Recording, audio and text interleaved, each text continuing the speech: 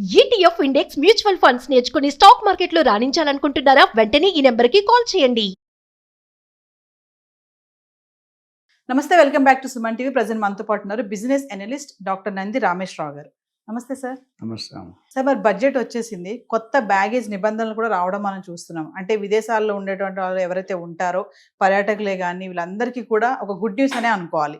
అంటే గోల్డ్ విషయమే కానీ, అంటే ఇంతకుముందు ఎలా తెచ్చుకునే వాళ్ళు ఇప్పుడు ఎలా తెచ్చుకోవాలి, ఇంకా అక్కడే స్థిరపడి పర్మనెంట్గా వచ్చేయాలి అనుకునే వాళ్ళకే కానీ, మరి ఎలక్ట్రానిక్ వస్తువుల విషయంలోనే కానీ ఒక్కసారి ఆ నిబంధనల గురించి మాట్లాడుకుంటే సార్.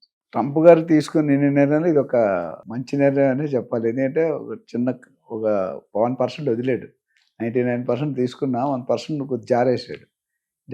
అర్థం ఏంటంటే ఇంతకుముందున్న తారీఫ్లు కానీ టాక్సేషన్ కానీ దాంట్లో కొన్ని మార్పులు చేర్పులు చేశారు. ఫస్ట్ ముఖ్యంగా మనం మాట్లాడుకోవాల్సిన బంగారం, పసుపు, పసిడి, పచ్చదనం. బంగారం లేకుంటే ఏ స్త్రీ ఉండదు జనరల్గా మన కమ్యూనిటీలో. సో ఆడవాళ్ళకైతే 40 గ్రాములు అంటే 4 తులాలు, మన భాషలో 4 తులాల వరకు తెచ్చుకుంటే దాని మీద ఎటువంటి ట్యాక్స్ లేదు. మగవాళ్ళకైతే 20 గ్రాములు 2 తులాలు. ఎందుకంటే మగవాళ్ళు తక్కువ కాబట్టి, ఇప్పుడు మగవాళ్ళు కూడా ఎక్కువ వేసుకుంటున్నారు, వేరే సంగతి. సో 40 గ్రాములు, ఇక్కడ 20 గ్రాములకి ఎటువంటి ట్యాక్స్, అది దాటితే మళ్ళీ ట్యాక్స్ అనేది అప్లై అవుతుంది. అది ఫస్ట్ కండిషన్.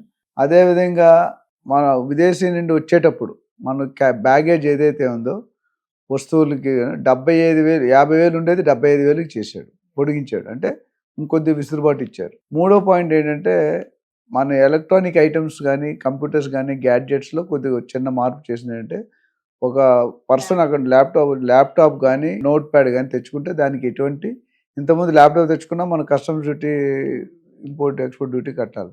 ఇప్పుడు ఏం చేశారంటే ఒక ల్యాప్టాప్ వరకు, ఒక నోట్ ప్యాడ్ వరకు ఎంత కాస్ట్ అయినా దానికి ట్యాక్స్లు తీసేసాడు. అదే 2 ల్యాప్టాప్లు తెచ్చుకుంటే ఎక్స్ట్రా ల్యాప్టాప్ పడుతుంది. ఇది ఒక మంచి చేంజ్ ఉంది. సో ఇవన్నీ కూడా రిలేషన్ పెడితే, వాడకం పెడితే వాళ్ళకు కూడా కొద్ది రెవెన్యూ వస్తుంది. 50,000 బదులు 70,000. అదేవిధంగా ఇంకోటి ఏంటంటే విదేశీ నుండి వీసా, టూరిస్ట్ వీసా మీద వెళ్ళిన వాళ్ళు కాకుండా డైరెక్ట్ గా పర్మనెంట్ గా గనక ఇండియాకి వచ్చేస్తే కొన్ని నిబంధనలు ఏమిటంటే 2 సంవత్సరాలు, 3 నెలల నుండి 12 నెలలు, 12 నెలలు 2 సంవత్సరాల కంటే అబో రకరకాల పరిమితులు ఇచ్చాడు. ఏంటంటే 2 లక్షలు, 3 లక్షలు, 7.5 లక్షలు.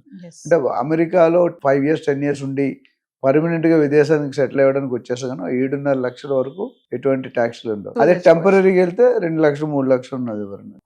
సో ఒకటి గోల్డ్, ఒకటి బ్యాగేజ్, ఒకటి ల్యాప్టాప్స్, ఒకటి ఇది. అంటే గోల్డ్ అన్నారు కదా సార్ మీరు, అంటే మహిళలకి 40 గ్రాములు, పురుషులకి 20 గ్రాములు అన్నారు. అంటే ఏంటి సార్, ఓన్లీ ఆర్నమెంట్స్ ఏనా? మనం బిస్కెట్స్ అవి కూడా తెచ్చుకోవచ్చా? లేదు, ఇది ఓన్లీ ఆభరణాలు, ఆర్నమెంట్స్ మాత్రమే. బిస్కెట్లకి అంటే అలౌడ్ లేదు. ఎందుకంటే బిస్కెట్లు అంటే వ్యాపారం చేసుకుంటారు.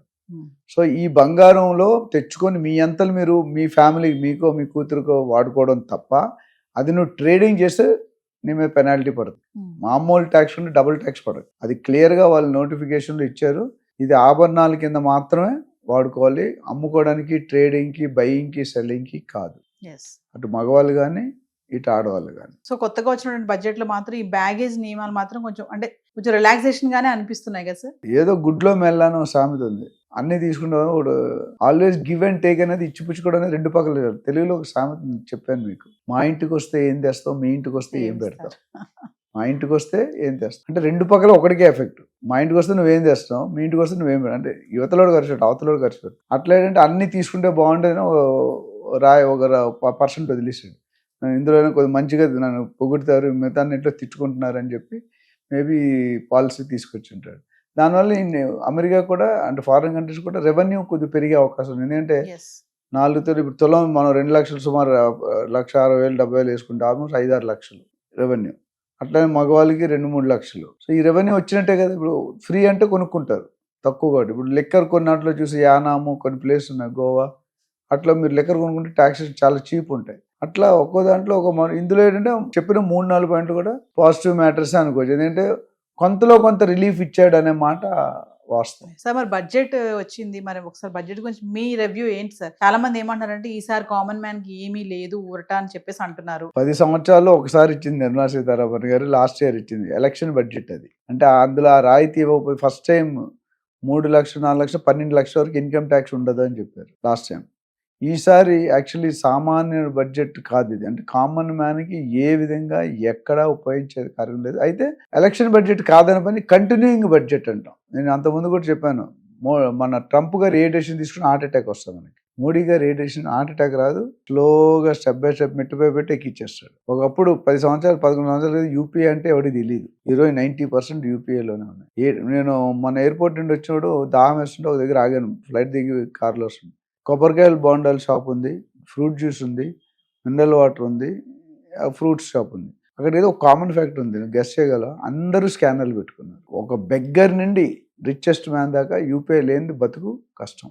ఒక విధంగా అది మానిటైజేషన్ అంటే డిజిటలైజేషన్ చేసి బ్లాక్ మనీని వైట్ మనీగా మార్చే అవకాశాలు బాగా ఉన్నాయి. అయిపోయింది కూడా ఇప్పుడు 80-90% యూపీఐ ట్రాన్సాక్షన్ ఉన్నాయి. సో ఓవరాల్గా ఇక పాజిటివ్ స్టెప్ అని చెప్పొచ్చు. ట్రంప్ గారి లాస్ట్ 1 yearలో నాకు ఇది ఒక పాజిటివ్ స్టెప్. ప్లస్ రానున్న రోజుల్లో ట్యాక్స్ కూడా రివ్యూ చేస్తాను, తగ్గిస్తానన్న రూమర్స్ అది నిజంగా తగ్గించలేదు. తగ్గిస్తే అది కూడా major relief. Thank you sir.